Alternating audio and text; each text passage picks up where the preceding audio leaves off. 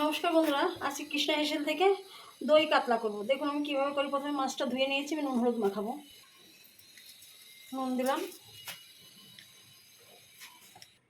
হলুদ দিলাম, ভালো করে মাছটা মেখে নেব। কড়াইটা আমি বসিয়ে দিয়েছি, এবার আমি তেল দেবো কড়াইতে মাছ ভাজার জন্য। তেল দিলাম, মাছটা এবার আমি দিয়ে দিলাম তেলে, মাছটা ভাজা হোক। ওইদিকে আমি মাছটা ভাজতে দিয়েছি, এবার আমি পেঁয়াজটা কেটে নেব।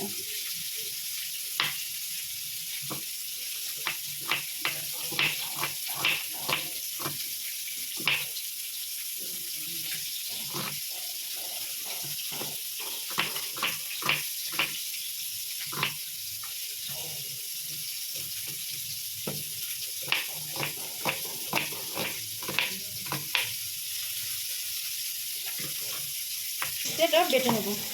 আমি মাছটা বন্ধ করে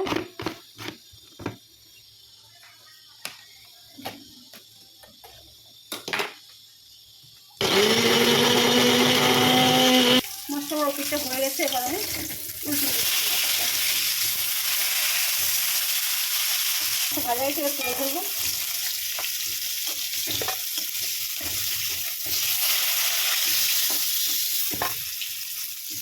একটা এলাচ আর একটা শুকনো লঙ্কা দু টুকরো করে দিয়েছি।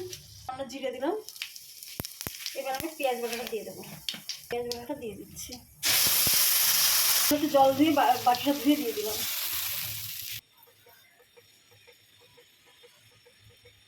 ছটা কাজু বাদাম দিলাম, 5-7টা চালমগজ দিলাম। খুব বেশি দেয় না, কারণ এটা খুব ভারী হয়। পোস্ত দেবো, সামান্য একটু জল দেবো বাটা হওয়ার জন্য। এটা এদিকে আস্তে আস্তে হোক, আমি এটা বেটে নিচ্ছি। একটা তেজপাতা দিলাম, ছোটো চামচ 1 চামচ কাঁচা লঙ্কা দিলাম বাটা, আদা বাটা, 1 চামচ শুকনো লঙ্কা বাটা দিলাম, 1 চামচ জিরে বাটা, 1 চামচ ধনের গুঁড়ো, ধনে 1 চামচ দিলাম। আর একটা বাটার একটা গুঁড়োই ছিল, সেটা দিলাম। হলুদ দিলাম, স্বাদ মতো নুন দেবো।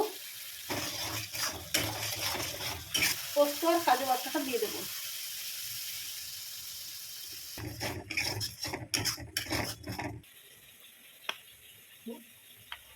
3 চামচ দই নিলাম।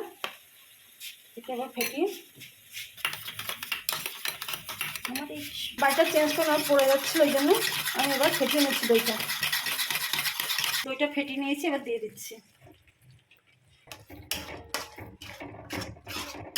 মাছটা এবার আমি দিয়ে দিচ্ছি।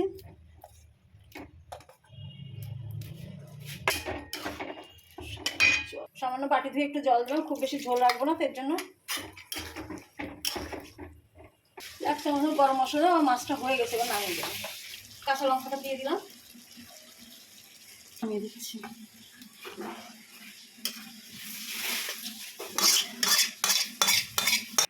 পুরোটাই আমি বিয়েবাড়ির মাছের ঝোলের মতনই করেছি। এর সঙ্গে ভাত পোলাও ভাত পোলাও কি ফ্রাইড রাইসের সঙ্গে খেতে ভালো লাগবে। আর ভালো লাগলে আপনাদের লাইক করবেন, সাবস্ক্রাইব করবেন, শেয়ার করবেন, কমেন্ট করবেন।